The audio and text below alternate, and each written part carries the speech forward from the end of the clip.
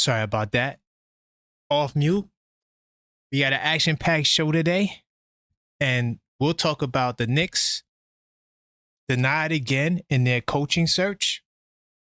What's going on with that? What seems to be the problem there? There's some early predictions, interesting predictions for where the Knicks will finish throughout the season.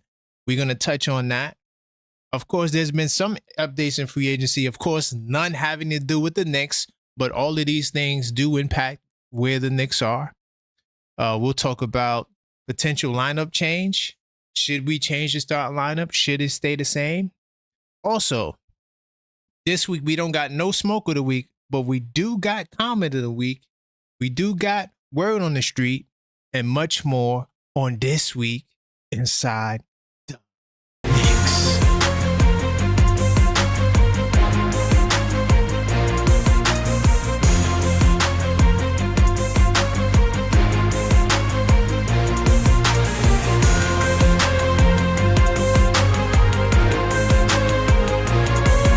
What's up, Knicks Nation? I am your host, Karan Pierre, the objective fan, straight out of Kings County, New York City's finest. And you know the vibes, y'all. So, once again, welcome to This Week Inside the Knicks. And we'll be talking about all the hot topics that took place between July 21st to the 27th. And it's still the dog days of summer. I do want to give a big time salute to Coach. I do see you in the building, and to all the others that will join us. Sorry for my tardiness, but hey, you know the podcast starts around noon. Around noon. Some things before we begin. I do need to give a big salute to you guys for helping us cross the 1,500 subscriber mark. We are on the road to 5K. So if you are listening to this video and you are not subscribed, hit that subscribe button. Okay, so that way, you know, we can help reach our goals. Also, hit that like button so more cool people can check out this particular video. And also, if you are a subscriber, consider joining the channel. I'll tell you more about why a little later in the show. Also, we are on the verge of a heat wave. Okay, so I'm definitely not going to make this show go too long. It's definitely hot outside. So because of that, no ball on Tuesday, right? Normally Tuesday I've been hooping, but this Tuesday I'm gonna push it back. I'm trying to see if I could get some guys to go to Brooklyn on Saturday or Sunday. So be on the lookout for that. But this Tuesday, definitely I will not be hooping outside. But I will be doing a members only live chat, which will be accessible to all. Another reason why you should join the channel on Coach Tibbs, the real reason why he was fired. I pretty much put the framework to that video together. It's practically done. I just got to put the final touches on it. So I'm looking to do that probably Wednesday around noon, a little after noon on Wednesday. Be on the lookout for that. That'll be in the live tab on the YouTube channel. You'll be able to see all the future videos. I'm trying to think, is there any other updates? But that's all for the updates. Of course, Call Up Show will be returning this Friday. If you guys don't know, the Call Up Show returned to Friday, 10:45. We did have a nice show last Friday. We actually talked about the lineup changes, so I'm not going to spend too much time on the lineup changes. But definitely, if you didn't get a chance to, check out that last Call Up Show and be on the lookout for some of the future things that we have going on with the channel. But I'm going to jump into research mode. Now, if you don't know, this is your first time watching, this podcast is also dedicated to a blog called thisweekinsidetheknicks.com. Basically, the URL that's listed below this video, you will be able to see the blog that's associated with this podcast. All you got to do is when you get to the homepage, you can scroll down, you'll see the latest news, and the episode 8 will be right there because that's what we're on.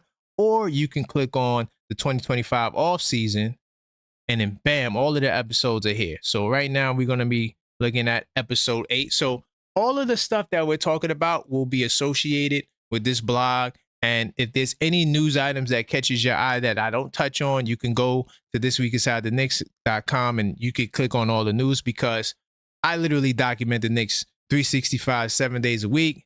As I always say, you give me 50 minutes, I give you the Knicks. And when you get there, you'll be able to see everything that happened within this time period. Okay. So I see some more people popped in. Salute to Foxy. I see you in the building. Great call, by the way, on the Friday night show. Also, Knicks will be Chance 2526. Knicks Tape Madness Discord server channel member. I see you up in there. Salute to you. All right, so I want to start the pod off by giving, I'm adding a new component to the blog or to the pod, and it's called the birthdays, the birthday salute. So if I didn't get everybody's birthdays, no worries, I'll get better at this. This is the first time we're doing the birthday salute. So every show we should have a special highlight because every day there should be somebody's birthday. So I'm highlighting the players really. I'm not doing everyone that was a part of the organization. I'm really focused on players. But I do want to give a big time salute to Jordan Hill. Once a Knick, always a Knick. You know how we get down. He was drafted by the Knicks back in 2009. And he was born in 1987. So that makes him 38 years old. So big time salute to Jordan Hill on his birthday on the 27th. Of course, Pacome Dadier was also born on July the 27th. He's a current Knick player. He born in 2005. Damn, he's a young whippersnapper, man. 20 years old. So salute to the Frenchman on his 20th birthday. So also OG Anunoby, his birthday was on, I think, the 17th, which is the day before my birthday. So salute to OG Anunoby, right? I think he's turning 28. His birthday was in 1997. So salute to all of that. So those are all the birthday highlights. If I missed anyone's birthday, you guys can let me know in the chat. This is a new feature I'll be doing going forward. I'm going to highlight former players and present players' birthdays within the week's time span that we cover. I see you, Darlene. Salute to you, Darlene, for just tapping in. We just beginning, Darlene, and to everybody else who did join, so you didn't miss much. No worries. We will get to the flagship topics and all the topics there. We'll talk about, the Knicks being denied again, and as their coaching search continues. Okay, and these are some of the other topics we're going to tap into. So I'm going to start off with some free agency stuff. Like I said, the Knicks ain't do nothing major, but there were some things that happened in free agents that directly impacted the Knicks. So, hold on, before I get to that guy, I do want to touch on this right here. Yeah, bam. So Marcus Smart is a guy who I definitely wanted really badly, right? I really wanted the Knicks to sign him, but, he decided to go to the Lakers. I don't understand the Lakers move because they already got Reeves. They already got Rui. So unless they're going to change their star lineup, which they possibly could, and maybe put Rui on the bench. But, now you got Reeves and Luka at the 3, right? He's a really good defender. That's the reason why I wanted him from the Knicks. He's also another playmaker. The Lakers definitely don't need another playmaker. But in his short stint with the Wizards, he did shoot 40% from 3. I believe it was only 15 games. But still, that was a great feat. And he should also continue that efficiency in LA. But I really wanted Marcus Smart. A lot of you guys wasn't really feeling him. I thought that he would be a perfect addition. I even wanted to start him in the lineup. I know a lot of you guys didn't, want to see, have that happen. But, him signing with the Lakers, it is what it is, But I think it was because I think the Lakers were able to give him the exception money. The Knicks didn't have no exception money to give. So because we already spent it on Jordan Clarkson. So I think that's part of the reason why he definitely wasn't going to come to New York. I don't even know if the Knicks even wanted him, but, he goes to the Lakers. It is what it is. He definitely would have been a big addition to the team, I think. But it is what it is on Marcus Smart. So he's out of the picture, out of the fold. No Marcus Smart for New York. He went to LA. So I do want to touch on this other guy, which I kind of hinted towards here.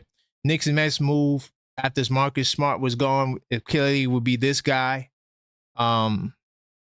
They think that he checks the boxes. I'm sorry, I'm going to say his name, Ben Simmons. I know I vow never to say his name again, but his name has come up recently. So, we got to touch on him. But I'm going to say, this is where I really want to go. The Celtics are the favorite to sign Ben Simmons. I don't know if he's signed yet. It is Monday morning, and typically things happen. I can check, my feeder really quick just to make sure nothing breaking happened. I doubt it. It is early in the morning, but hey, you just never know. All I see is Kings are the favorite to sign Russell Westbrook. I don't think that's new news. So yeah, the Celtics are the favorite to sign Ben Simmons. Okay. Let's see. He's with the Sixers. Of course, he was with the Nets. Here are the odds. So the Knicks have the third favorite odds to getting him. The Suns also has been a team that has been rumored. So to all you Ben Simmons people, he's not coming to New York. He's going to go to Boston. Yeah, go to Boston, man. They need all the help they can get. And I don't think this is going to come back to bite us either way, because the Celtics, I think that they're weak. I think that we destroyed them totally, and I don't expect much from the Celtics. So this is for all you guys that wanted Ben Simmons. Of course, this is just, odds and favorites betting wise. But hey, we'll see what happens. I don't think that the Knicks move will happen, and I'm hoping it won't happen. Okay. And to stay on the Boston Celtics theme really quickly, the Celtics, they rejected the trade for White, which involved multiple first-round picks. So reportedly, the Raptors, they offered the number 9 overall pick for Derek White, which honestly, I think that would have been a really good trade for them. They could definitely use Derek White. I know they got Quickly there, but I think White, Quickly, or you probably might have had the move off of Quickly. Maybe there would have been a trade that was expanded, but the Celtics clearly, by denying a 9th pick in the draft and the ability to probably, shed more salary in a White trade, getting picks with Toronto, this showed me that Derek White is not coming to the Knicks, y'all. The Knicks have no shot. And the reason why is not necessarily because they denied the picks. I'm going to tell you the reason why. And I didn't realize this all this time. We would talk about a Derek White trade, but the one thing that we never looked up, let me see if they got it here. This one they had it here. I don't see it, but I could pull it up. I'm going to show you the reason why we won't get Derek White. I was going to do a video on it, but it is what it is. I'm going to pull it up right now. 2 seconds. By the way, if you just joined the show, definitely hit that like button. If you're not subscribed, hit the subscribe button so more cool Knicks fans can check out this content. And if you are a subscriber, consider joining the channel. So give me 2 seconds. I'm going to tell you why. The one reason that I never even thought about, which is crazy. And I just realized this the other day. So when you go to Derek White and you look at his contract, the one thing that prevents the trade with New York is this right here, the 15% trade bonus. So that will boost his salary up even higher, right? Making a Knicks trade even harder. So you would have to add 15% of $28 million. That's approximately, 3.2, maybe 3 point something, bringing his salary up to $30 million, making the Mikal Bridges trade a lot harder. And the fact that they don't want to take a first-round pick from Toronto, we don't have no first-round picks to offer Boston, right? And there's no telling if they would want to sign Mikal Bridges, especially if his contract, his max, we know Mikal's max is way more than what Derek White's getting paid. Derek White's getting paid, looks like a 4-year 120, just roughly off the top of the head, maybe a little bit more than 120. Bridges' max is currently 4 years, 156. We know Boston wants to shed salary. So because Mikal possibly wants the bag, we don't know, because Mikal has never, we never heard any references to Mikal Bridges wanting any salary. But once I saw the 15% trade kicker, I said, yeah, that trade's not happening. That trade. And the fact that they didn't take the first round pick from the Raptors, which is the 9th overall pick, they want to hold on to White. White is not available. All of these other guys, Hauser, Anthony Simons, I don't think Pritchard's up for grabs because I think Pritchard's contract is pretty valuable to them. I don't think that he makes too much money, but, and you know, just to be on the safe side, we could pull it up. But yeah, this is why the Derrick White trade won't happen. I forgot about that trade kicker because that trade kicker counts in the deal. So now we would have to add more salary. It just makes the trade a lot more harder, you know, to do because Boston's goal is to shed salary, right? And we, like we said, Mikal Bridges, we don't even know what he wants. If he wants anything near his max, that is not a good incentive for Boston to want to do the deal. They'll probably want to stay with White because White makes less than what Bridges is projected to make. Hopefully that makes sense. And Pritchard, this is his contract. Yeah, his contract. This is a beautiful contract. Look at his deal is what? Is this what, 29 million or something like that? 4-year, 29 million. That's a great valued contract. All right, let's get up out of there. So that's all for the free agency stuff. That's all for the free agent stuff. I'm going to move on to some smoking hot topics. Let's see. Mikal, if he waits a year, can make $50 million, Fritz says. Salute to Fritz, by the way, the NBA economy. Thank you for adding that detail, Fritz. The funny part about it is I don't see a world where Mikal makes it the year without signing the extension. That's not Leon Rose's style. That is not his style. So Mikal will be about it. If Mikal doesn't sign, and this is the Julius Randle, the same thing that happened with him. We talked about it for like 4 weeks. We was waiting for the extension. I said, we're going to wait till this date. The date came, it went. Once I saw that, trade was imminent. Now, I didn't think it would be a Karl-Anthony Towns deal, nor did I think it would happen right before media day, but I don't see him getting through the season without signing a deal, right? Which is why I think that I know we would, you know, the Giannis, everyone's waiting to see what he wants, but I think it's going to get to a point where they sign Mikal. I don't see them going into the season without signing them, unless they really just don't want him and they're really trying to see what they can get for him and they're taking their time mulling potential deals, which also could be the case. We don't know. The Knicks are very tight-lipped with everything that they do. So I'm going to jump into some of the smoking hot topics. Now, there's a lot of stuff here. Even though this week, if I want to grade it on the scale of a lot of news to the least amount of news, this is on the low end side. But like this podcast, I don't talk about the 90s and Patrick Ewing. No, I keep it current. I never go into the past, right? Unless something happens in the present where they reference the past, and then that's interesting, right? But outside of that, I don't go independently on this podcast and look at, you know, Starks tapes and things of that. No, we keep it where it's at. So there's some things here. I'm not going to touch on it all, but I'm not going to spend much time on this topic either. The lineup switch. Right now, we talked about this on the call-up show on Friday. If you missed the call-up show, I recommend you go watch it. Definitely was a great show. We had some really good calls. Foxy's in the building. He called up. Coach is in the building. He called up. Fritz is also in the building. Oh, wow. All the call-up show people in the building. You know, we had some really great takes. So I'm not going to spend too much time on this, but it's funny, right? How we've been talking about this lineup switch, this Bo Knicks lineup switch that will solve the Knicks' greatest flaw, as they call it. Okay? Now, I don't know if people are watching the content or is this great minds think alike, but I've been talking about Bridges and his struggles. It talks about him struggling guarding smaller, quicker guards. I've been talking about that for the longest. It's an eyesore.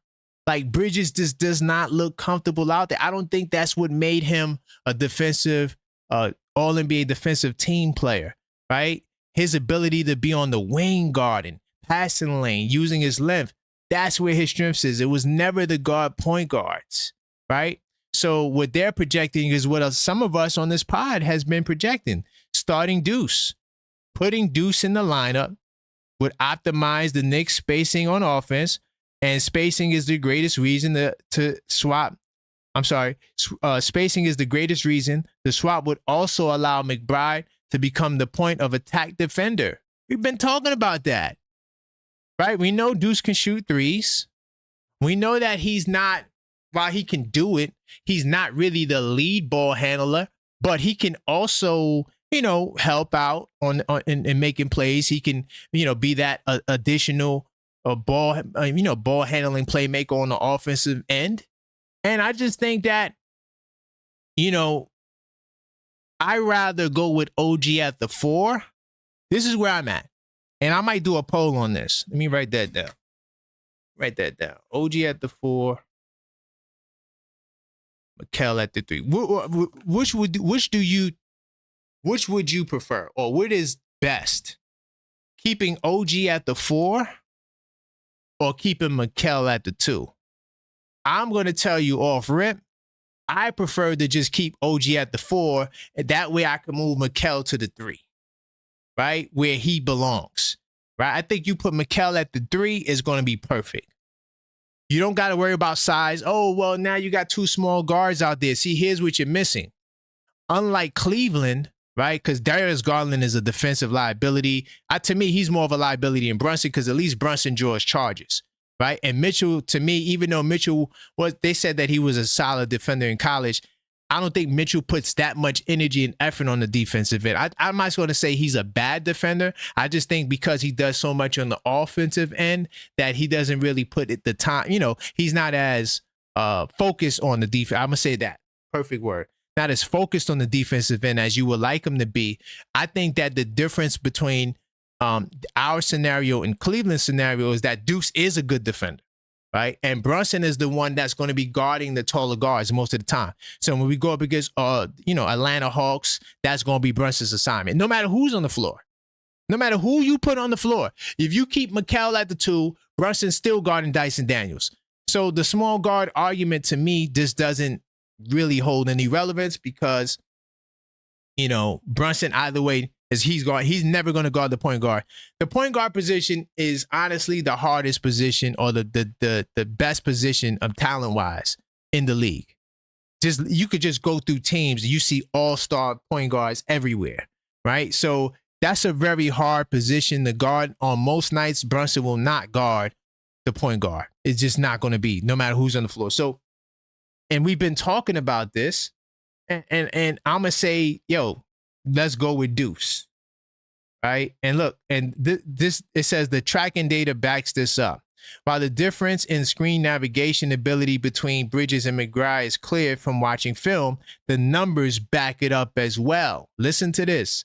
Last season, according to league tracking data, Bridges allowed 1.04 points per direct when defending the ball handler on picks. Meanwhile, McBride allowed 0.9 points per direct, the best mark among Knicks defenders who guarded at least 500 picks in the regular season. On top of that, Bridges defended the highest percentage of picks that caused him to die on contact, which means screens where the screener stopped the defender in their path, preventing them from recovering on the play. Okay? So the numbers are backing it up. Listen, I'm not saying there's no value in that stat, but you clearly see what you can see. That is not Bridges' strong suit. Bridges is better on the wing. All right. And that's all I'm going to talk about with the lineups. You guys can let me know how you feel about that. I will look into the chat in a bit, but I think you got to make that switch. All right. There's more articles on it. Like I said, if you want to see all these, I'm not going to read everything, but if you want to see all of these articles just to see if there's something you might have read or you might have missed, all you got to do, like I said, go to the URL that's located at the bottom of the screen right now, thisweekinsidethenix.com. Go to episode 8. That's where we're on right now. And of course, we're talking about all the topics between the 21st to the 27th. Okay. So I'm going to move on. Here's an interesting topic right here. The Pistons believe they would have won in the first round if Jaden Ivey was healthy. Okay. Jaden Ivey definitely would have helped them, right? He definitely would have helped them. He was another playmaking scorer who I think if he's there, who started? Hardaway? I think they had Cade on the floor, Hardaway, Thompson, Tobias Harris. Yeah, he's better. I mean, Hardaway has some moments though. And remember, this would have been his first time in the postseason. So I hear them. I'm not going to say he wouldn't have helped them, but you've seen all of their young guys collapse to the moment, right? Big moments, especially in Madison Square Garden. I can't say that with confidence that he would have helped them win the series. Maybe could he have helped them push it to Game 7? I don't know. But I'm going to say that I think that they still would have been cooked because he also would have took away from Tim Hardaway, right? Schroeder, right? Especially depending on the amount of minutes he would have got. And those guys had some really good minutes. Like, would he have done better than those guys in those moments?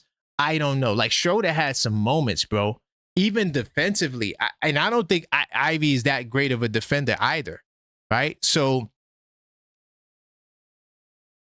I don't agree with that. I don't agree. What do you guys say about that? But this is what the Pistons are proclaiming. They thinking that they could have beat us had Ivy been there. I'm not buying it. Let me know what you guys think about that in the chat. Let's see. I want to spend some time here too. Best duo. ESPN analyst and I'm going to do a poll on this too. I got 2 poll ideas just from doing the pod. Best duo in league. I do the polls or the surveys typically in the morning time every morning, mostly from Monday through Friday, but sometimes on the weekend as well. You see surveys in the community section, or you could go where it says post and you will see these surveys. But one of the analysts from ESPN said that he thinks that Cat and Captain are elite, right? In terms of being one of the best duos. Okay. So Anscapes Dennis Jr., right? He gave his thoughts on the Knicks tandem. He said, I think the best duo in the East and the second best duo in the league is Brunson and Cat for what they've done. We saw last season offensively, they were unstoppable for large portions in that season. Facts. Especially when they got the pick and roll going, right? And they didn't utilize it enough. I agree. Now you bring Mike Brown into the organization, a guy who's going to move the ball around, who's going to go a little bit more of a pick and roll. I hope so. A little bit more of those handoffs. I hope so. We already, because it's so, matter of fact, salute to all the channel members who watch me hoop, right? I don't think that made it to, so one of the days I was playing, I was hooping, right? And I set a lot of screens, right? So I set a screen one time I was doing handoff. I was doing a handoff. And I faked the handoff and got a layup. Completely confusing the defense because I'm screening, dumping off, rolling, right? So that's another measure that you could do at least once or twice a game. If I'm handing off and setting screens, I like to fake it and dive hard, right? Or drive hard, right? And so that's something I want to see Brunson and Towns can do, man. I swear, like, there was a number by, what's the name of that? Is it Sports Radar? They had a stat like early last season that had the Knicks, that had Brunson and Towns as the best pick and roll duo stat-wise. It was like stat they created or they came up with that showed that they were the best. And it's prolific. They just don't run it enough. Because when you look at, if you go to NBA.com, the Knicks were, I think, bottom 10 in pick and roll, initiating by a pick and roll ball handler, right? They were bottom 10 in that. Not enough pick and rolls from a pick and roll ball handler. So hopefully Mike Brown can do that, right? So They didn't utilize it at enough, like the article just said. Now you bring Mike Brown to the organization, the guy who moved the ball around, right? A little bit more handoffs. We already saw at their height, those guys had those 5 20-point games each in one playoff series. We hadn't seen that since Shaq and hold that down. Wait, what? It said we already saw at their height, those guys had those 5 20-point games each in one playoff series. That's a bar right there, B. We hadn't seen that since Shaq and Kobe. Wow. I think they're going to level up offensively this year and be the second best duo in the league and be the best duo in the Eastern Conference. I'm going to say this. If Brunson can elevate his game to a first team level, and if Towns can elevate his game to a second team level, I think they're the best duo in basketball. Hands down. I know OKC won the championship, but if they're elevating their games to that next level, and realistically, if you really look at it, it's close. I mean, SGA individually, he's the best. We know that. He's the best player. To me, he's the best player in the world. I respect Jokic. I love his craft. SGA is a different breed, bro. He's a champion, MVP, did it all, swept all the awards. So if you're weighing that, then of course you're going to lean to OKC. But if you look at what both guys are really bringing, like Brunson and Towns, to me, bring more than what Jalen Williams brings, right? And of course, SGA brings the most. So it's closer than people think. I'm curious to see what you guys are going to say. I'll probably do that survey tomorrow for sure. I'm going to do those two, and that'll be the first one. But I think that they potentially could be the best in the league. I don't see why not. Because, yes, Jalen Williams could take his game to another level, right? But it's so much on that team, right? I think that Brunson and Towns together as a duo has to do a little bit more than what Williams. But to be honest, both teams are stacked because you still got Mikal and OG. So, both duos don't really have to do that much, except like Brunson could get more assists and Towns can continue dominating the glass, right? And maybe try to get some more blocks, right? Maybe those areas those two guys can really work on. But besides that, offensively, 25, 27, I think points-wise, I don't think they need to do more than that. But what do you guys think about the duo? I'm going to go to the chat for a brief second. Dogosaurus Rex, I really wanted Pablo. Salute to you, Dogosaurus Rex. It's been a minute. I'm going to get to Pablo in a second. Let's see. Coach says the scheme call for isolation. I'm assuming you're talking about Tibbs, right? Understand Brunson needs to pass more and not dribble the air out. Yeah, I think that will change. But that, like you said, Coach, that's the system. Salute the buzzer beater in the building. He said, will Sports Vibe TV be back? What's that? What's Sports Vibe TV? I don't know what that is. Coach says, would also make them the best is OG and Bridges on the wings. Do you think that you're saying at the 4 and 3? At the 3-4, Coach? Look to FS Wisdom. They definitely got potential. Let's see if Mike can take them to the next level. I agree.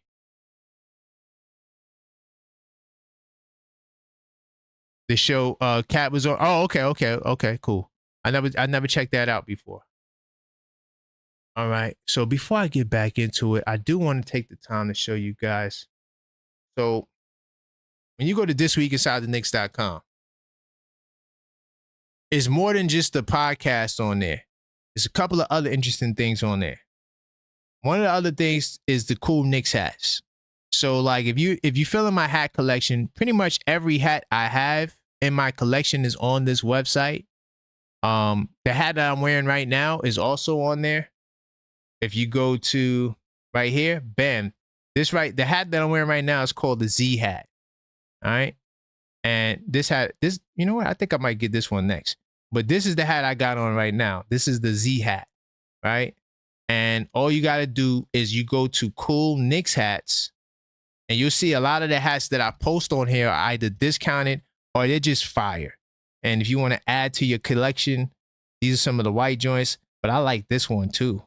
This hat is fire. All you got to do is go to Cool Knicks hats on thisweekinsidethenix.com, and you'll be able to see some of the other collections that I have on here. Also, there's some merch as well, some other merch on here too. So that's all you got to do. When you go to This Week Inside the Knicks, just look out for Cool Knicks hats, and you'll be able to see a lot of the hats. Like this hat right here I got on the shelf, right? This is the Iron Maid, or not the Iron Maid, the hold on. The Ultra, yeah, the Ultra Game. So yeah, this is the Ultra Game hat. Yeah, I like the Ultra Game. But as you can see good price. So all you gotta do is just click on when you go to the blog, it'll take you to all the links where you can purchase it. Just make sure you go to thisweekinsidethenix.com. All right. I'm gonna continue because there's a couple of more smoking hot Knicks free agent topics that I do want to touch on. We talked about the lineups, and overall, these are the topics that we get into. I didn't get to the assistant coach saga. We'll just say it like that. I didn't get to the Knicks power rankings. We're gonna touch on that. Some of the predictions from some of the so-called experts. We touched on free agency. We just touched on the lineup change. Got an interesting comment of the week. Nick Shack, if you in the building, we'll definitely get to that. Word on the street for sure, and much more. All right. So let me keep it going. So we talked about the best duo. I do want to talk about, so the Roommates podcast, it drops on Thursdays. They had an episode recently with Yabu Selly, our newest signing. And, you know, it was a cool interview. I definitely recommend you go check it out on the Roommates podcast YouTube channel or wherever you get podcasts. Now, the only thing that really stood out to me, because, you know, these NBA players, they're very politically correct. So you gotta, like, you know, kind of read in between the lines sometimes, and they could be kind of annoying. But the one thing that stood out to me was actually this quote right here. And this is what the article is talking about, right? Our most powerful weapon. And so this is what Yabu Sally said. At the same time, I was looking like, oh my gosh, they have good chemistry. It seems like maybe I'm wrong, but it seems like it's no problem. There's no ego, and everyone's vibing. First off, salute to the Knicks, because I got that too.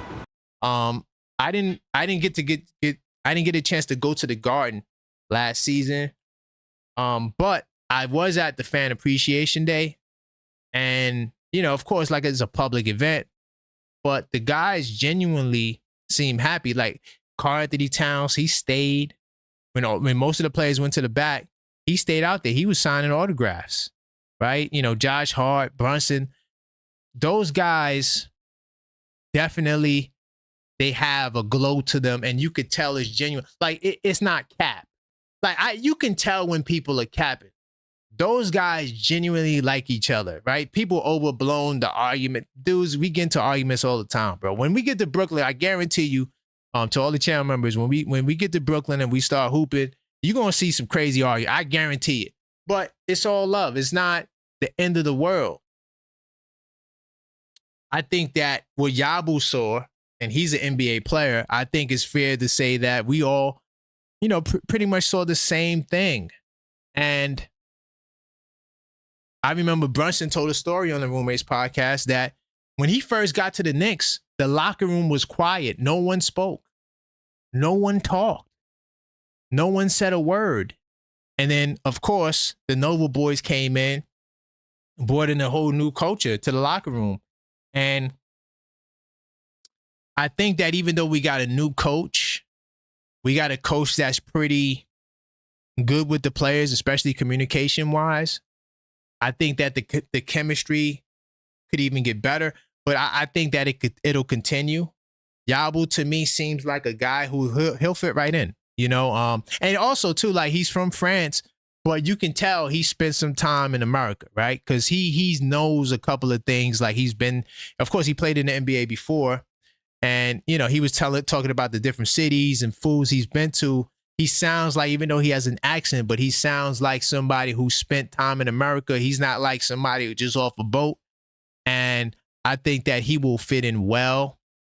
I'm curious to see if he's able to get a starting role. You know, I know we talked about Deuce McBride starting, but I just think that, you know, his energy, his ability to guard bigger guys on the inside using his size, I think that that's going to be a valuable asset, especially alongside Karl-Anthony Towns, coupled with the fact that he can knock down the three ball. I'm liking what I see already. And I thought that you know, the fact that, you know, he did an interview this early with the Roommates podcast. You know, you think about it, you come into a new city, taking your time to get adjusted. He took no time to get on the pod. They was able to get him on there, even though it wasn't at Josh's house. It was remote, but yeah, you know, I think those guys will fit right in. I'm just hoping, and here's what I'm really hoping. I'm hoping that Josh Hart will be good. And the reason why I'm saying that, I know he's the one that talks about sacrifice, but I think out of everybody who started on this team last season, I think that his role will diminish the most. Not just because he's coming off the bench. Tibbs is not there. Remember, Tibbs was giving him 30 minutes off the bench. I don't know if Mike Brown does that. Maybe Mike Brown cuts it down to 20 minutes. What happens if now he's off the bench, but now his minutes gets cut? Is he the same happy heart? Because Yabusele, he will cut into his time. For sure, 100,000%. Because he is a bona fide power forward, whether he's starting, whether he's coming off the bench. So I'm curious to see how Hart does it. I don't think Hart would make it a big deal, but I just want Hart to be happy, right? Because I feel like a happy Hart keeps the harmony going in the locker room. But hey, man, you know, everything is great when you're getting 38 minutes. 37 minutes, right? Even off the bench, he still was getting 30 minutes. But now you got a guy like Mike Brown come in who likes to spread things out a little bit more. Let's see what happens. Let's see. And here will be my last little hot topic, even though this is kind of not a hot topic. So ESPN, they listed all 30 NBA teams' biggest roster mistakes since 2020. I thought that this was an interesting article, right? So where do you think that the Knicks would rank? All 30 teams' biggest roster mistake. So they gave the number 30 spot to the Cleveland Cavaliers, right? And their biggest mistake was declining Isaiah Hartenstein, okay? Salute to Isaiah Hartenstein, NBA champion, former Knick. Big time salute to him. But the Cavs had him. This was back in 2021. The second biggest mistake, I'm saying the least. These are the least. It's from the least to the biggest. Okay. So the Indiana Pacers, their biggest mistake was hiring Nate Bord. I'm sorry, I can't pronounce this guy's name. Hiring this guy as their head coach, the Nate guy, as a head coach in 2020, right? He had a very poor stint. But guess who got the number 28 spot? The Knicks. Salute to the Knicks. Salute to Leon Rose. This is a testament to how great of a GM he is. And you know what? When I said that I had Leon Rose on the hot seat, a lot of you guys was like, wait, what do you mean Leon Rose is on the hot seat? Of course, he's not on James Dolan's hot seat. He's not on the hot seat with the Knicks. He was on my hot seat. The only reason why I put Leon Rose on my hot seat is because of this. He is one of the best GMs in basketball, hands down. I got faith in Leon Rose to get the job done, hands down. And Leon Rose we trust. Salute to Leon Rose. The time is now to get it done. Our window is shrinking. we don't have all the time to get it done. So because I have high standards or high expectations or high praise for what Leon Rose has done, I am more than confident that he could get it done, because when you look at the biggest mistake was signing Evan Fournier for the 4-year, $73 million contract. I agree with that wholeheartedly. I don't think the OB not getting Halliburton, I don't think that was as big as a mistake as that. Trading away Julius Randle, signing Julius Randle, trading away RJ, all those moves seem to be the right move. So none of those moves were mistakes. If you want to add Kemba Walker, you could, but remember, Kemba Walker was only getting paid a 1-year deal. It wasn't like his salary would have been on the books and it was hard to get rid of him. They were able to get rid of Kemba Walker mid-season. So I agree with this article here. I think Evan Fournier was the biggest mistake. And if you rank that amongst all the biggest mistakes since 2020, I agree. I could see it being the top 3 least biggest mistake, right? And then you go down this list. I mean, it gets crazy. Let's just skip the anticipation. Let's just go down to the bottom. Okay, let's see who made the number 1 on this list. So the number 1 team with the mistake was the Dallas Mavericks, trading Luka Doncic. You know what though? Because they got Cooper Flag, I don't know if I agree with that. But I think this is the biggest mistake though. The Kevin Durant trade. Kevin Durant, Bradley Beal, 2023. I think that was the biggest mistake. Yep. Ooh, they got the Bucks number 3. I didn't realize that, because I just thought that the Knicks. I'm gonna keep it real, y'all. Didn't really care to see the rest of it, but they got the Bucks at number 3 trading for Lillard. But yeah, so I thought that article was cool. If you want to read more and you want to find all the links to this stuff, all you gotta do is go to the URL on this screen. This Week Inside the Knicks. This is episode 8 of the 2025 off season. We're talking about some of the hot topics or some of the major topics that took place between July 21st to the 27th. And if you are tuned in and you just hit the stream, definitely smash the like button. Subscribe if you're not subscribed. And if you are a subscriber, consider joining the channel. Let's see. Some of these chats. Coach says Randall was not taking us anywhere. Okay. I'm not arguing that. But what about Randall with Brunson? Darlene says, I watch your roommate shows all the time. You know what, Darlene? I can't watch every roommate show. I don't like when they interview non-basketball people. So like when it's just the 3 of them, I watch. Or when they interview basketball people like Gershon, their teammate, or if they interview even like, not even a player, but somebody in the basketball world, I'll watch it. Anytime they interview an actor, I don't really care. You know why?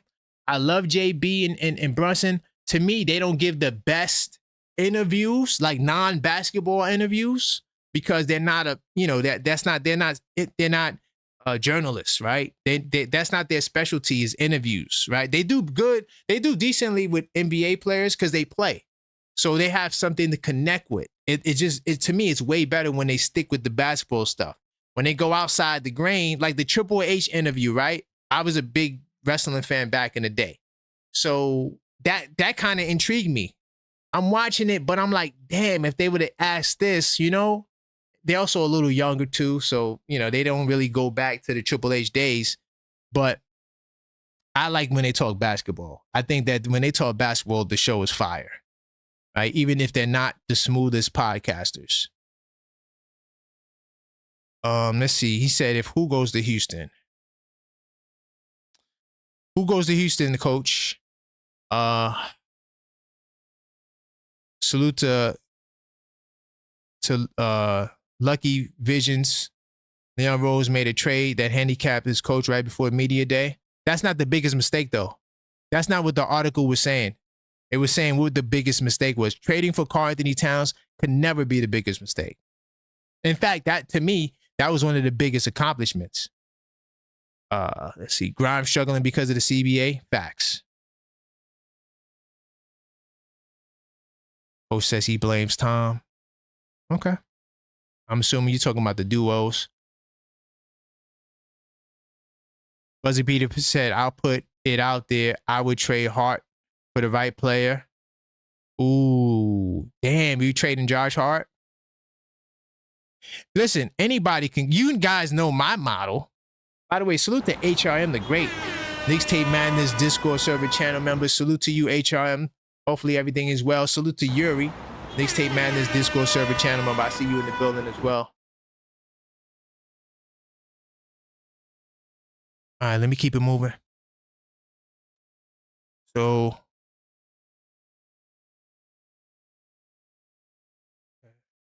I talked about the mistakes.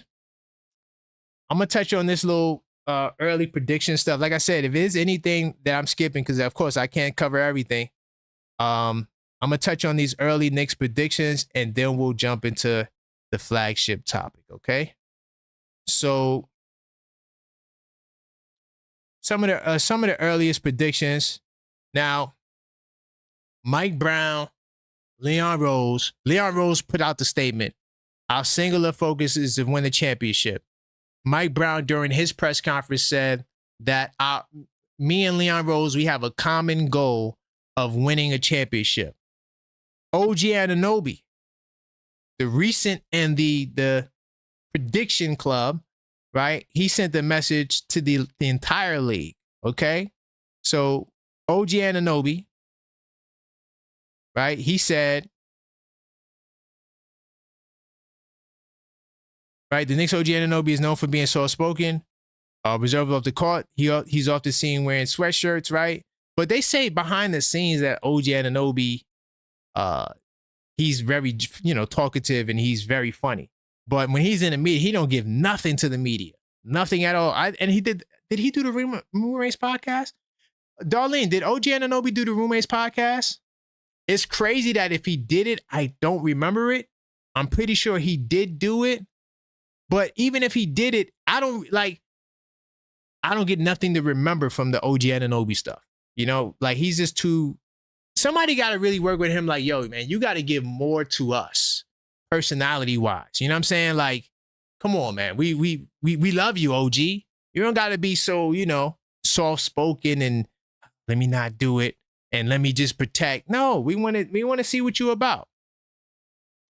So speaking to Forbes on stage in the interview, OG Anunoby said that he and all of his teammates have a collective goal of winning. So look, this is for you.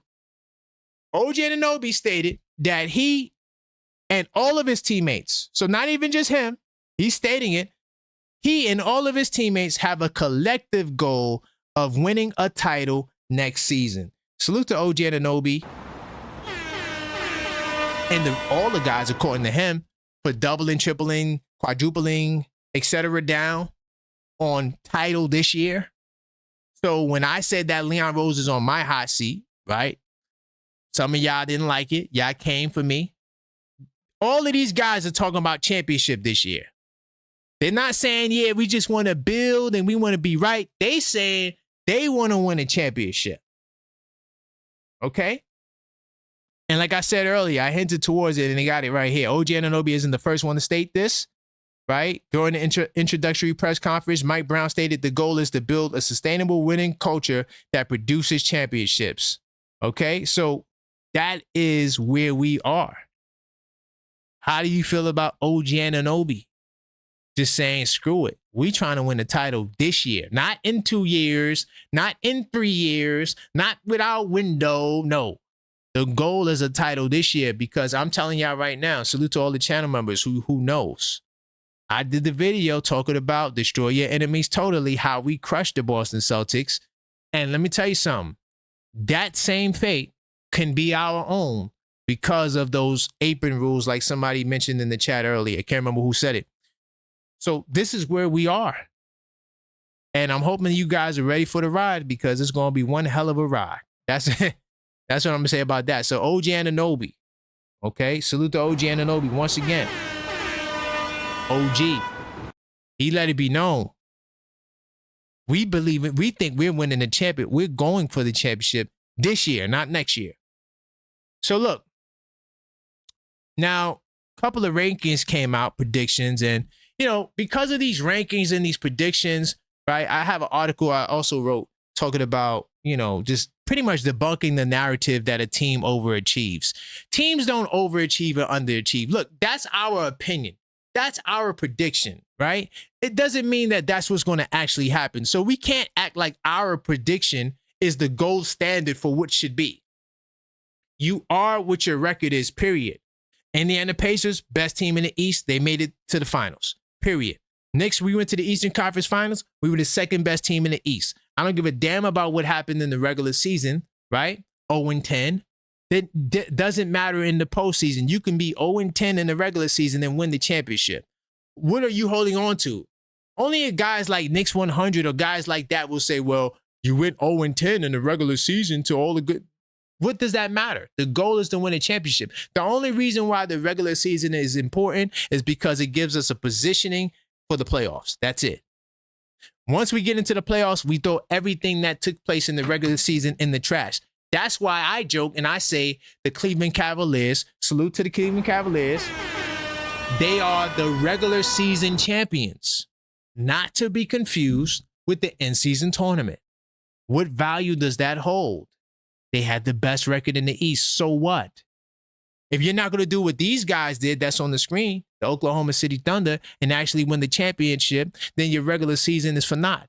No one cares about 70 wins when you don't win. No one cares about 64 wins when you don't win. So while I respect the rankings, let's not make it that it's a prediction, right? So I'm going to scroll down. I don't give a damn about looking at terrible teams, right? So I'm going to scroll all the way down.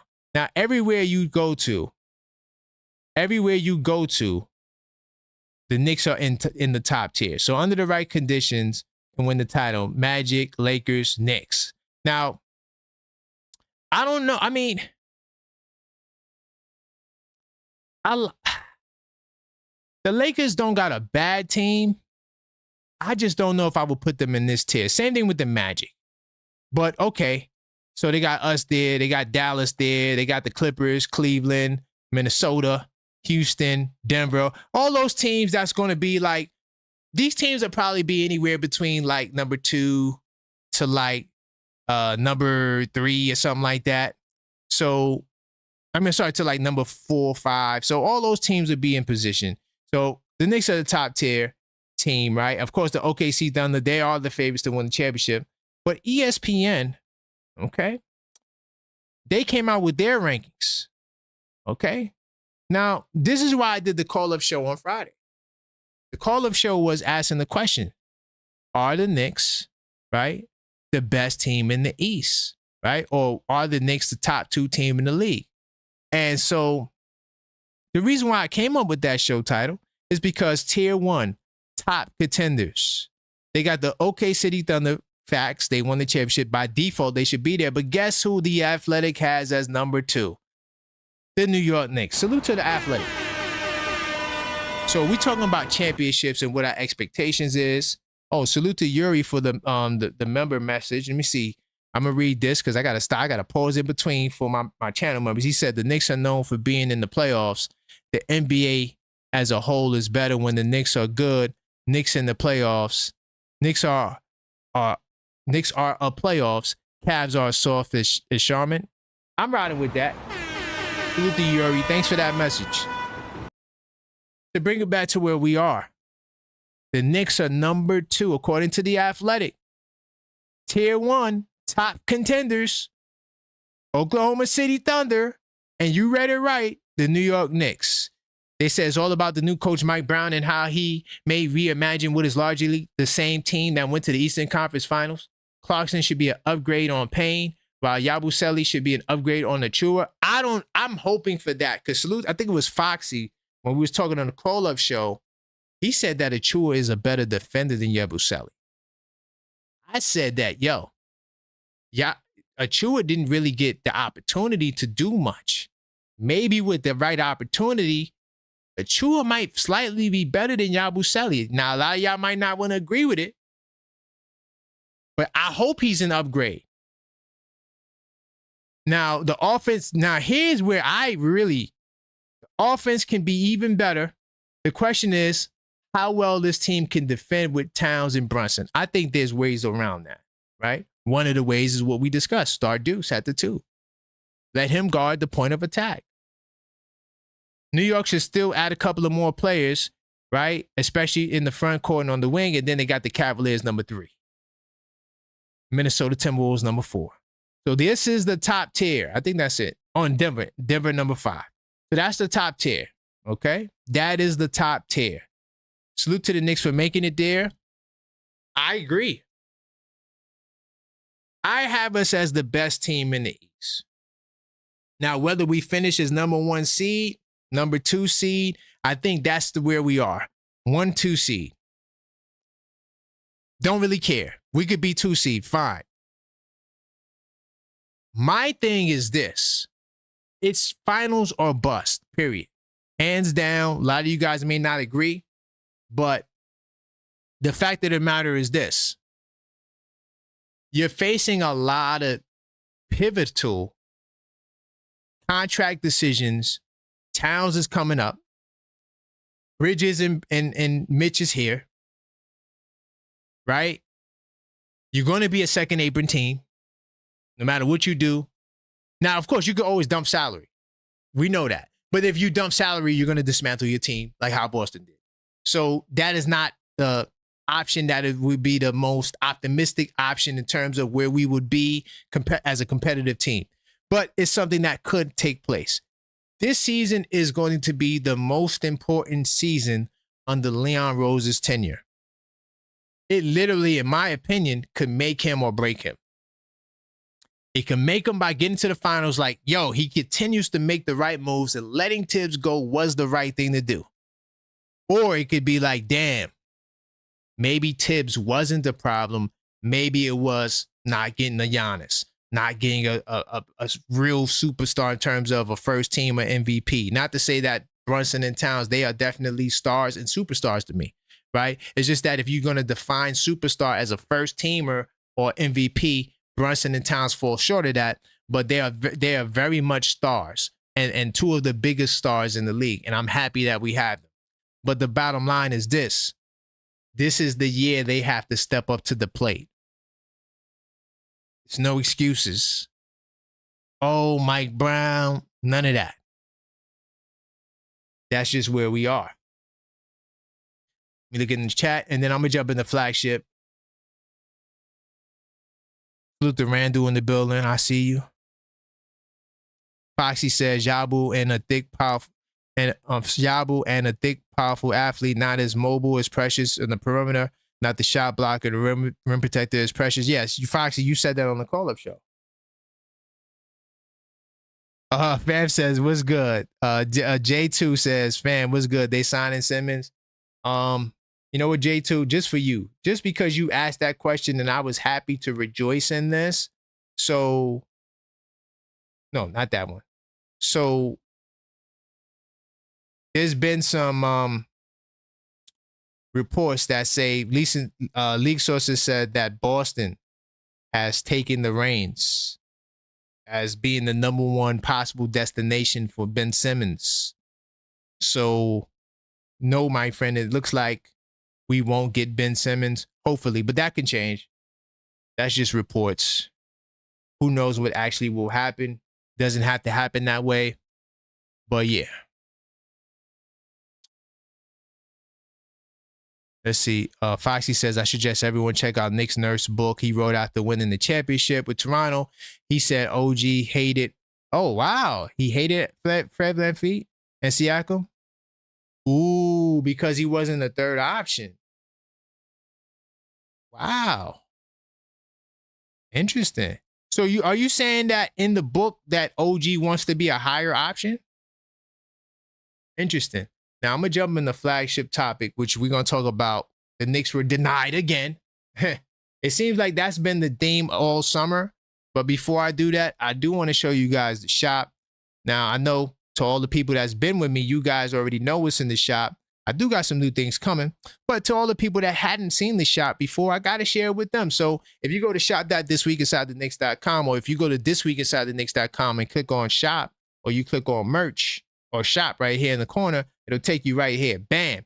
And you can see all the merch that we have on the channel. We got 2 lines, the Captain 11 line and the Bodega Cat line. We got mugs, we got t-shirts, right? This is the best-selling item right here. The white Captain 11 mug with the New York City skyline inside of it, okay, is fire. Definitely take the time and go check out the shop. We also got the Bodega Cat mug as well, okay. Salute the cat, representing New York City, straight out of Jersey, tri-state, you know how we get down. Definitely, if you're interested, check out the shop. Shop.thisweekinsidetheknicks.com. Get you a t-shirt, get you a mug, and call it a day, and you be representing your Knicks stars the best way you can. All right. Now, also, channel members also get a discount on the merch. Just saying, become a member, get a discount. I'll talk about the membership in a second. I'm gonna jump into flagship now because it's getting time. So we already talked about the Knicks power rankings. We talked about free agency. We talked about the lineup change. We didn't get the comment of the week. We'll get there in a second. I'm going to go back here. Let's close out some of these other tabs. Pow. So I'm going to go to the flagship session, and we're going to talk about the real problem with the Knicks coaching search, okay? So we know that the Knicks, they reached out to Pablo Prigioni. And this time, for the first time, at least for a vertical move, right? For a horizontal move, basically meaning that if you have a position open assistant coach and you want to interview another assistant coach, that's considered a horizontal move. A vertical move is when you want to reach out to an opposing team's assistant coach so they can become a head coach. Most of the times, teams don't reject those vertical moves, because you don't want to hate on nobody trying to progress, right? If they can get a promotion in their lives, you're gonna want them to go get the promotion. However, if it is a horizontal move, meaning that you're gonna be an assistant from my team to the next, we're not going for that. So the Knicks actually got the permission. First off, salute to Leon Rose for actually getting permission, right, to interview Pablo. Now, a lot of you guys wanted Pablo, and, you guys were like, man, Pablo, he'll be a great fit in New York. I don't know if he's the lead assistant there. He might be. I'm going to keep it real, y'all. I don't give a damn about assistant coaches, because it's not that they're not important. It's just that there's no way for us to know their importance. We're not in the locker room. We don't know who's doing what in practice. We know what's reported to us, but the only way to know if an assistant coach is good is for someone in the organization or on the coaching staff to say it, because they get to actually see the work that they do. As far as head coaches, we get to judge head coaches because they're judged on their results. Is the team winning or not? You're judged on your record. You're judged on your playoff record. You're judged on whether or not you've been to the finals. You're judged on whether or not you've won a championship. All those things you can look at a head coach and judge them. You cannot do it for an assistant coach. So at this point, me personally, I don't really know much about Pablo except for he played with the Knicks and, he seemed like a high IQ player. Will that translate to coaching? I don't know. But for us to sit here and act like, yo, man, we need to go get Pablo, you don't know if Pablo's a good assistant coach or not. So he's staying in Minnesota, right? Knicks been trying to get the assistant coach search. Ian Begley reported that Minnesota Timberwolves assistant coach Pablo staying in Minnesota. The news comes after they got the permission. With Prigioni, with Pablo no longer available, the Knicks are quickly switching gears, and they have their radar on the new candidate, Los Angeles Clippers coach Brendan O'Connor. See, look, now this can be considered a report. O'Connor had strong defensive acumen while working with the Clippers under head coach Ty Lue and Doc Rivers. Okay. Knicks previously targeted the Pelicans coach James Borrego. We know how that went, right? And the Mavericks Jay Triano. We know how that went, as well as others. And they were denied. They will presumably continue to look for an assistant coach to help on offense, even if they add O'Connor to help guide the defense.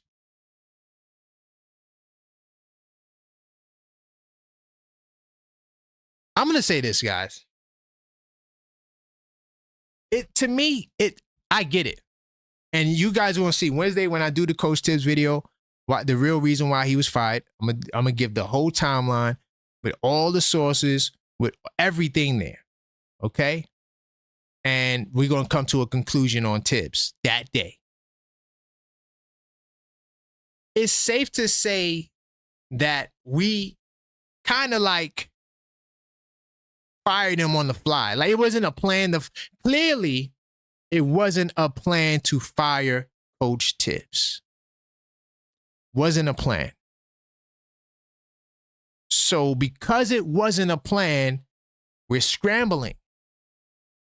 It's great that we got Coach Mike Brown. I wish we would have got him sooner. So that way, maybe going into the draft, maybe he could have channeled something else that would probably help fit him what he's trying to do in his system.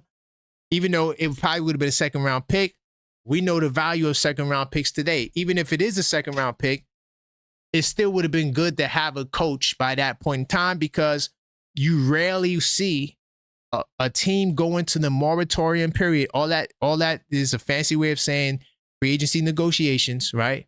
You rarely see a team go into that period without a coach. Very rare. Not common.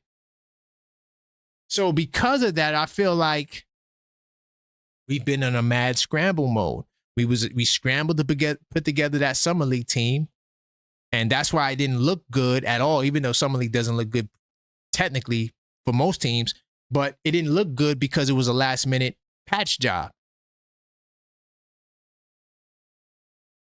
I don't like the idea of going to teams and trying to poach coaches for vertical move or for horizontal moves. Now, they're shifting their eyes to Brendan O'Connor. Is he the lead assistant coach? I don't know. So maybe they're looking at it like, well, he's not a lead for you. This technically would be a vertical move from where he is to a lead, because they're looking for the lead associate coach. Maybe, I don't know. It's still an assistant though. Like that's not really a vertical move, right? I think that it's time for the Knicks to start looking at guys like Mark Jackson. I know Mark Jackson, we know he's blackballed. Yes. At this point, I'm calling them and saying, hey, we know that you had desires to be a coach in the league. Whether he has those desires, I don't know. But this is New York City. You are a part of the family. You had great success with Golden State. We want you to be our lead assistant coach to work with Mike Brown to help build this championship team, because you have the experience to build the championship team. Now, more than likely that won't happen, but at this rate, I mean, you're going to teams with guys under contract, hoping to get these guys away. And you got the interview with Pablo and you still couldn't get him. Maybe it's time to pivot. Yes, I understand that you don't know until you ask. But clearly it's not working. It's not working, bro. At some point, especially on this level, right? Everybody knows the game. Like, if you are coaching the NBA, you know the game. You just need somebody to come that can really help Mike Brown and his philosophy to do what he asked. I don't think it's a special guy for the job. Oh, we got to wait for this guy. Oh, we got to go get him. I don't think that is that deep, yo. I'm going to keep it real. I don't think the assistant coach position is going to make or break your championship team. Like, okay, I couldn't get this guy here. I couldn't get Pablo. So now I got to settle for Joe Blow. Let's just make up a Joe Blow. And now I'm not going to win the championship because Joe Blow is the assistant. I don't think it's that deep. Do assistant coaches matter? Yes. But we don't know. As fans, you can't tell me who's a good assistant coach and who's a bad assistant coach. You don't have the knowledge to make those claims. You only know what's being reported. So according to this report, the Brendan O'Connor, he has a strong defensive acumen while working with the Clippers. How do we know if that's true? We don't know if that's true. He doesn't have a record. It's not like as an assistant coach, you got a record. You don't. I think it's time to call that guy Brooklyn, Queens. Salute to Mark Jackson, New York City. New York City stand up. New York City zone. Double back and came to New York twice. Maybe we should double back and give him the interview and see if he takes the job. Is he blackballed from being an assistant coach? I think this would also be a great way for him to get a job. Like, sometimes you gotta start from the bottom again. Like, even with Ewing, right? Like, Ewing is starting from the bottom. He's a consultant working with Towns. At this rate, Ewing should be an assistant coach on this staff. You ain't got a staff. Then you fire. Hold on. I got it right here. I think I got it right here. All the guys they fired. Othello Harrington. Hold on.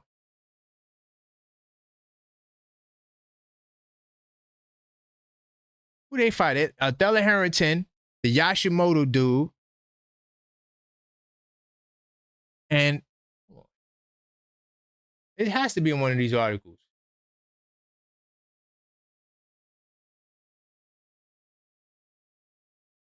So we know that, yeah, Mo Cheeks, Mark Bryant, Rick Brunson, and Darren Erman, they're going to stay.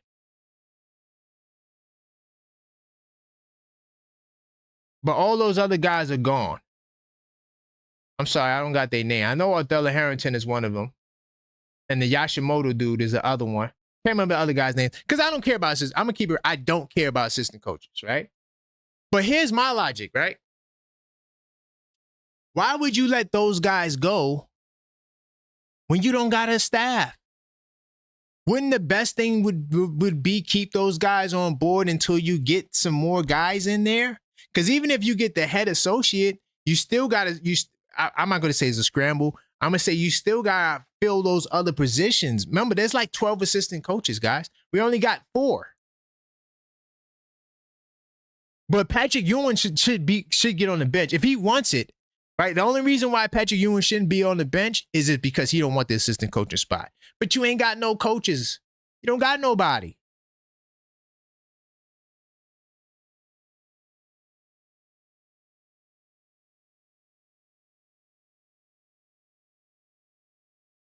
So, yeah, I mean, that's just my take on it, man. We got denied again. And guess what? The Clippers are going to deny access to Brandon O'Connor as well. I don't think they're going to get that interview. Now, if they get the interview, great for them. I just don't see it happening.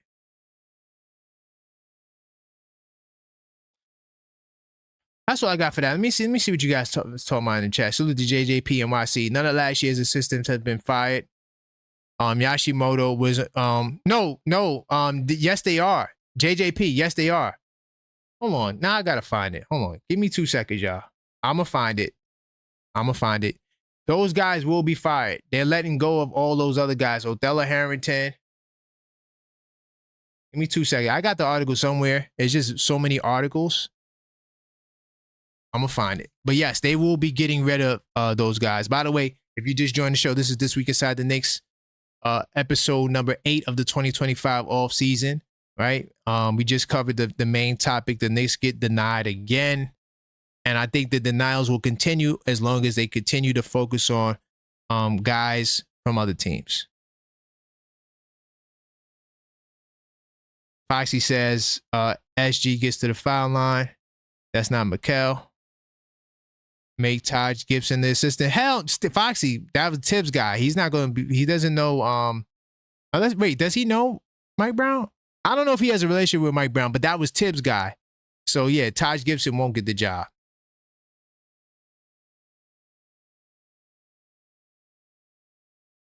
Oh, I got to find this article. I'm going to find it. Double D says everyone deserves a second chance. Facts. I agree. The only way Mark doesn't take the job is if he doesn't want it, right? If he says, nah, it's not for me. So hold on. I think I got the source right here. Pow. All right. So look, this is for you. Who said that? Who said they didn't fire none of his guys? Who said that?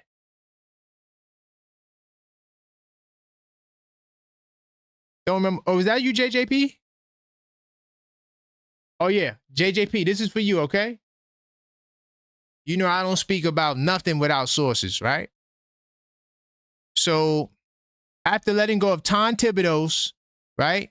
Nick Thibodeau, hired last year as an assistant video coordinator, was part of his uncle's coaching staff. He's one of the coaches that's not returning, right? Scott identified former assistant coaches Othello Harrington, Daniel Brad, Dice Yashimoto as part of the cut of the following Tom Thibodeau's dismissal. Longtime Thibodeau's assistant Andy Grill will also not return. So most of Tibbs' guys are not coming back, JJP. He's not coming back. So Patrick Ewing needs to be a coach on this. I don't care. If Patrick Ewing wants to coach, he needs to be a coach, period. You don't got no staff, dude. Stop.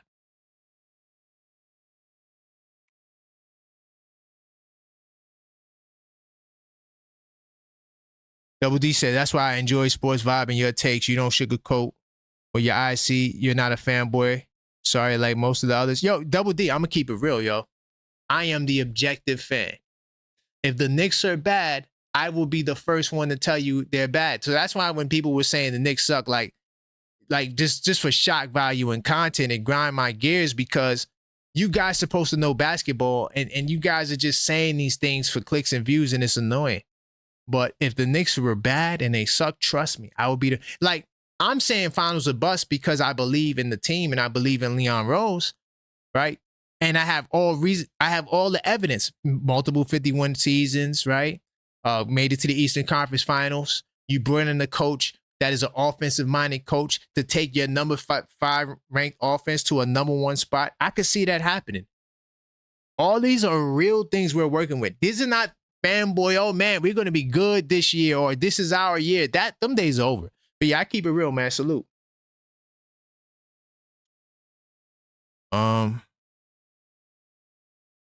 Nick Shack, hopefully stay in the building, Nick Shack. Don't go anywhere. You will be a featured guest on this podcast. Foxy said, I hate the clickbait content developers. Hey, man, everybody's trying to get clicks and views. I get it. But I do feel like if you're going to come up with a title, you got to at least address the title. Even if you don't spend much time on it, you got to address the title. So like when people try to say I'm like, how do I do clickbait stuff? I mostly ask questions and I answer the questions. So like today's topic was I believe it was the Knicks get denied again or something like that. Hold on.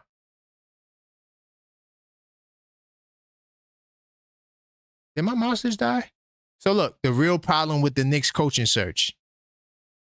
I'm telling you the problem. I'm not just saying that for clicks and views. The real problem with the coaching search is you're talking to guys under contract. You got guys that were Tibbs guys. Why don't you keep them around until you replace them? I don't like you just firing guys and you ain't got no replace. That just sounds crazy to me. Just sound crazy. I just wouldn't do that. That's me. It is what it is. I guess I just move differently.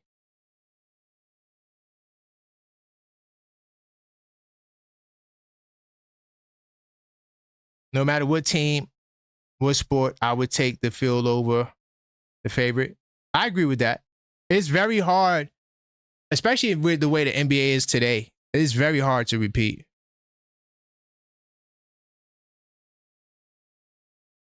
Salute the Big Dog Talk Sports. I would never collaborate with the objective Knicks fan if he was on some B's, and I'm pretty sure it's vice versa. Facts. I make real content. Facts. I take time. Listen, I take time to do this stuff. Like the show I'm doing on Wednesday, right? A lot of you guys in the chat, y'all know why Tibbs was fired. But there's a lot of Knicks fans that don't know why Tibbs was fired. They have no idea why Tibbs was fired. And I could tell by the way they respond. Man, it wasn't right that Tibbs got fired. We won back-to-back 50 games. You're not paying attention to what's going on. So what I'm going to do, I'm going to put together all the news and everything, the timeline, and I'm going to tell you why the man got fired. Because I don't think a lot of you guys know. And of course, most of you guys in my chat know, but I'm talking about Knicks Nation now.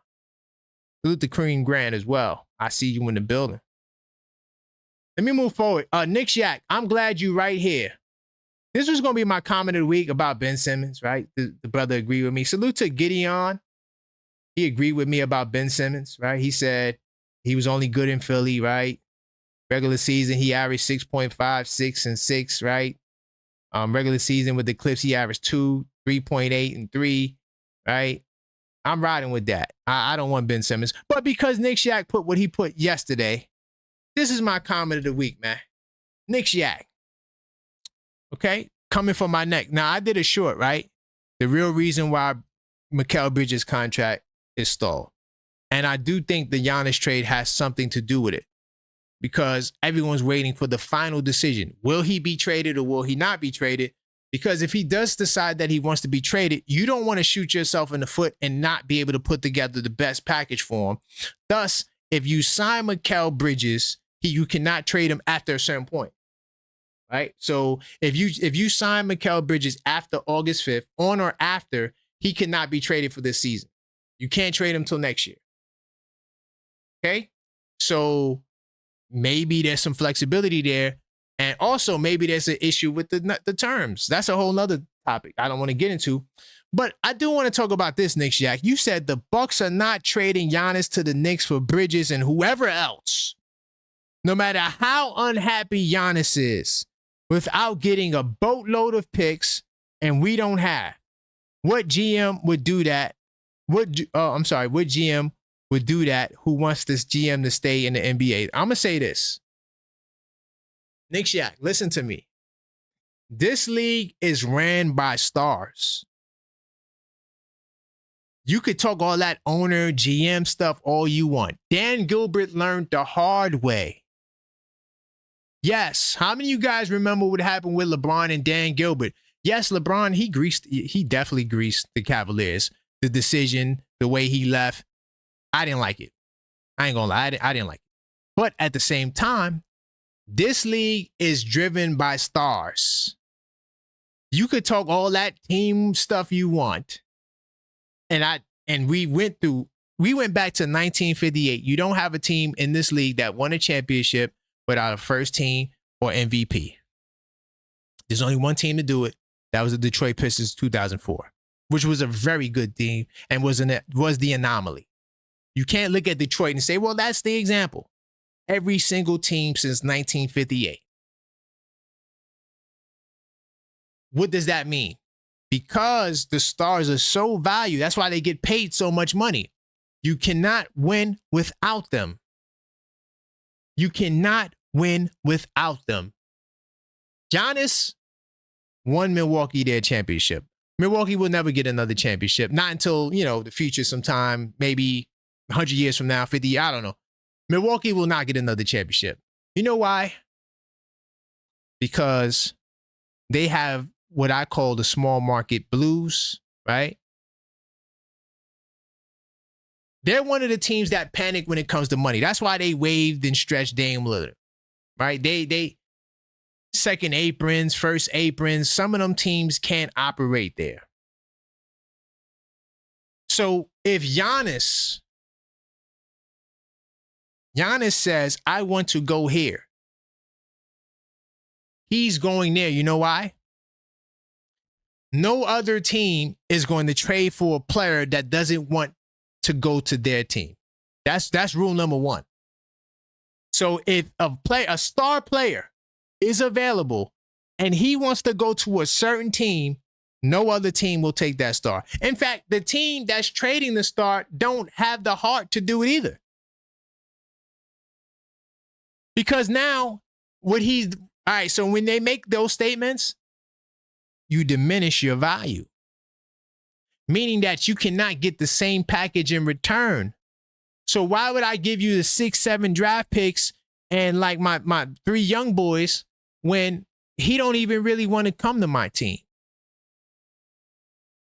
So the logic is there's no scenario where Giannis is going to be unhappy in Milwaukee. That won't happen. If you think that that's going to be the reality, I don't know what to tell you.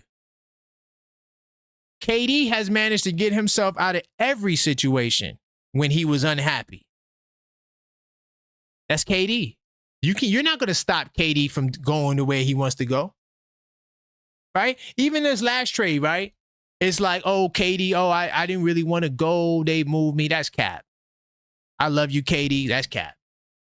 You wanted to go to Houston because it was reported that they were one of your teams that you wanted to go to. Like, you're not just trading. You're not going to say, let's say the Thunder were trash, right? Let's say the Thunder wasn't the champions. They had young team players, but nothing proven. Let's say the Oklahoma City Thunder did not have SGA, Hartenstein, and Caruso. They were a young team with promise and potential, mad picks, but not doing nothing. I guarantee you, OKC could put the best package together. We're going to trade you 10 picks, 10 first-round picks for Giannis, and guess what? Giannis ain't going to want to go there. Giannis ain't going to want to go there. And you think Milwaukee will just ship them because they got the best package? This league is not about, it's a political league, y'all. It's a political league. You don't wonder how trades like the Luka trade get done? Think about the Luka trade. They traded AD and the young boy, can't remember his name. I think they might have got a first round pick in there. That was it. Deal was done. You trying to tell me on the New York Knicks right now, and coach, close your ears. You trying to tell me on the New York Knicks right now, we don't got multiple time all NBA teamers that we could trade in the package for Giannis? Oh, we have the package for Giannis.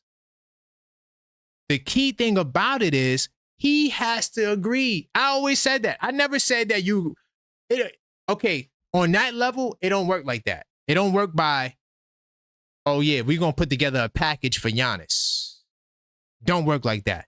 You have to convince him to want to go to your team. Period. If he does not want to go to your team, I don't give a damn how many picks you got. You could have 20 picks.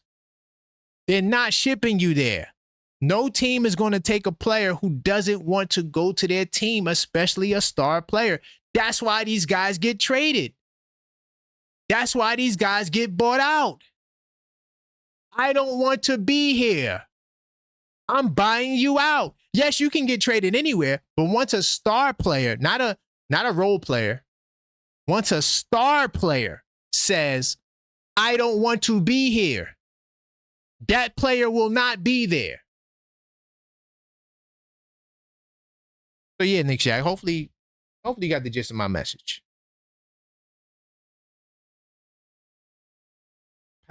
And by the way, the GM is going to get fired anyway. Unless it's like the Dallas scenario where it really was the owners that wanted to trade Luka. See, that's the thing that no one's really touching on.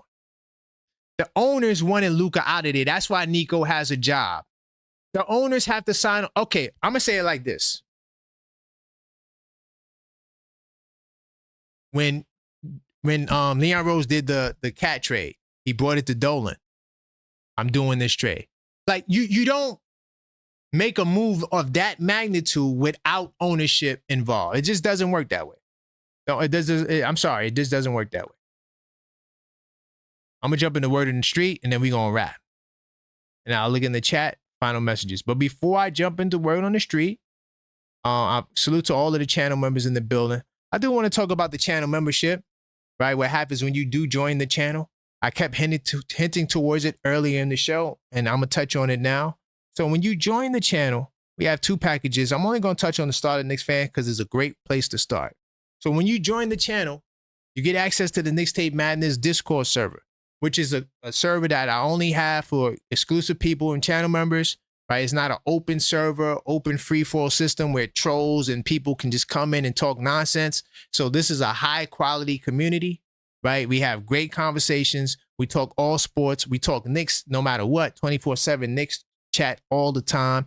It's a great way to extend the conversation with me. So if you're feeling the content on YouTube, you're going to be feeling the conversations in the Discord server, right? And like I said, we talk all sports 24/7. You drop something in there, somebody's probably up and they're going to respond, right? So that's one of the things you get. It's not the only thing you get. When you join the channel, this is not just a donation thing, right? This is an actual thing where you unlock special content that's unique to the channel. Now, members, of course, get badges. Salute to all the badges. I seen Knicks will be Chance 25, 26. I saw Yuri. I see Keith Rockets from the ATL who just joined the stream, right? Salute to all of the people. HRM the Great. Salute to you that just joined the stream. That was on the stream as well. So all the members get the badges, make it easy for me to identify you, right? I'm doing members only live chats. Now, the Coach Tibbs show that I'm doing Wednesday will be a members only live chat, because when I'm doing a show like that, I like to cook, but I still give the members the ability to have input on the show, because it might be something I'm saying that you want to ask a question on, or it might be something you want to say that you want more clarification. So when I do the members only live chats, that's what those shows will be about. Anytime I do a 10 keys or some sort of like deep dive, those usually are members only live chats. Now, members also get priority reply to comments. So even like on a regular show like this, that's not even in a subscriber only mode, right? By the way, maybe I should have put in a subscriber only mode. If you're not subscribed to the channel, hit that subscribe button right now, okay? Also hit the like button. Now, when I see chats from my members, because they got the unique badges, I automatically get to, read what they're saying because it's easily recognizable. So that's the importance of the star badges. And like Keith just said, let's get the likes up. Facts, okay? But on priority reply to comments, even like when I drop surveys and polls like I do every day, like we're getting ready to go look at. Anytime I see a member's comment in there, instantly I go back. Now, I'm in a whole lot of chats, from the Discord server, right, to the YouTube, to the TikTok. I'm on TikTok. I'm everywhere. Everywhere there's a platform, you'll find the Objective Knicks Fan. So you can go check me out on those other platforms as well. I'm having a lot of conversations. So I typically look out for my members because they're the ones that support the channel. Now, of course, like with the members, I have a show called The Unfiltered Thought, which usually I record at 3 in the morning. Though recently I've been doing them in the afternoon. But it's just basically me doing content that is not necessarily suitable for YouTube. Sometimes it's just a thought, like just some raw that I have on my mind, and I just hit the button and I just start talking.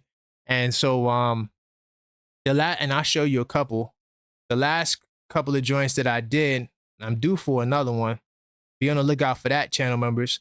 I I did a video on Hartenstein. I don't like to say it, but I told you so. Hashtag Isaiah Hartenstein. Another one I did was on Charles Oakley. Charles Oakley, I hear you, but. And then the other one I did was Julius Randle. That's all you wanted. So, yeah, those are some of the unfiltered thoughts that I do. All you have to do is, when you join the channel, you'll be able to unlock access to all of those videos. I think I did like 6. Yeah, I'm up to video number 16, right? So that's some of the content you get there. I do have members only live shows that I do. Recently, I've been hooping. So like Tuesdays has been basketball day. Because it's going to be so hot tomorrow, I won't hoop tomorrow. Sorry, guys. Not going to be outside burning up. But this weekend, I'm going to try to go to Brooklyn. And later in the week, I'll probably hoop somewhere up around where I'm at in Westchester. So be on the lookout for that. But I do members only lives as well. Members get shouted out all the time. Salute to all the channel members like I did earlier. And members, like I said on the merch I showed you earlier, members get a discount on the merch. All right. So, pow. That's done. I'm going to jump in the word on the street. Now, all of the surveys, you can still vote for them if you didn't get the chance to. They are under the post section in the community section. Okay. So I think this week we only got 2, right? So I'm going to go over these 2 really quickly. Coach Mike Brown and OG Anunoby recently stated that their goal was to win a championship. How confident are you that the Knicks can win a championship this year? I'm going to say I'm very confident. And 65% of the 425 votes agree. We very confident we can win the championship. 26% say slightly confident. 6% say not confident. And 3% say you can't win. I just threw that in there just for fun. To all the people that watched Rocky back in the day, when I think this was a Rocky 4 when he was fighting the Russian dude, and she said, "You can't win." If it wasn't 4, was it 3? It was 3 or 4. I can't remember which Rocky it was, but talking about the movies is old, man. But 40 years, 34 years, back to the 80s. Anyway, there's a lot of speculation regarding a potential change in the starting lineup. Do you think the Knicks should keep the lineup the same? That's Brunson, Hart, Mikal, OG, and Towns. I'm going to say I don't know, because I think that Deuce, I'm leaning towards Deuce in the start. I'm going to keep it real. If we don't, this is, of course, if we don't make any other real moves, like any other significant moves. So out of the 316 votes, 78% said no. 16% say yes. 5% say, I don't know. And I don't know. I'm with the 5%. Let me get some of your comments on the way out. Travis said it was 4. Yeah, it was 4, right? That was the one. That was the best. Yeah, 4 was great. 4 was great. Dude taking steroids. Yeah, that was crazy. With Dragic, Ivo Dragic, yeah. I saw the new one with his son too. That the Creed one. That was all right. The Creed is all right. I don't mind the Creed. I think the Creed movies aren't that bad. Foxy said, DD, this generation has no idea what a real PG is. Clyde was smooth. Defense was legendary. Clyde was even though I wasn't around to see Clyde, Clyde is, to me, the best Knick of all times. Nick Shack said OKC won't take that team for Hartenstein in year 3 after drafting it. Facts. But Nick Shack, you've been watching me for a minute. Wasn't I the first one to say that, Nick Shack? Didn't I say that he will not get that 3rd year literally when he signed the deal? I got content out. Go, if you remember, become a member, watch the Unfiltered Thought, you would see that I was the first one to say that. He will not get that last year. Join the channel, you'll see it. This will be Chance 25-26. The most confident I've ever been as a Knicks fan. Ooh. And don't Knicks, you go back to the 80s, right? Knicks will be champs. That's great. That's great. Knicks will be champs says, have I ever hooped in Connecticut? No. I had no reason to go to Connecticut. Is there some good stuff up there? Is there some stuff I need to check out in Connecticut? By the way, you know what I forgot to mention? Let me see if I could do it really quick. They got the outside Knick events coming up. The Knicks in the summer, something like that, whatever. It's the summer takeover. I'm going to try to get into some of them summer takeovers, y'all. I'm thinking right now, I'm going to put this on the screen. I'm thinking that I'm going to catch the last one, which is in Brooklyn. I'm not just going because it's in Brooklyn. It's just that date, I know that's a podcast date. I might postpone the podcast and I might go to this one on Monday, August 11th. If you guys want to link up at these events, I will be at the August 11th one. I'm going to try to see if I could take a team with me. I was thinking about Rucker Park. I just, I'm not a Harlem dude. No offense to Harlem. Salute to Harlem. Love Harlem. I just, it's not really my scene. Dykeman, I was thinking about Dykeman because Dykeman is not too far from where I'm at. neither is Rucker Park too. Like that's not a long drive. I just don't know about this. I'll keep you posted about the Dykeman, but I think I'm gonna do the Pro City Brooklyn joint on the 11th. I'm mad because I know that today's the 27th, right? Right now, Brunson and them is probably there because they have NBA players that go to these events. So I wouldn't be surprised if Brunson pulls up to the West 4th. He's known to go to West 4th. So yeah, it's just that, oh, this was actually Sunday. So this was yesterday. I wouldn't be surprised if Brunson was there. I was very busy yesterday. I couldn't do it. Most of these days I'm super busy. Besides the Tuesday, but I'm probably going to do the Monday one, man. I'm just mad that I'm probably going, this Sunday one, Brunson might have been there. For sure. Because sometimes, the players pop out. But a couple of more and I'm out of here.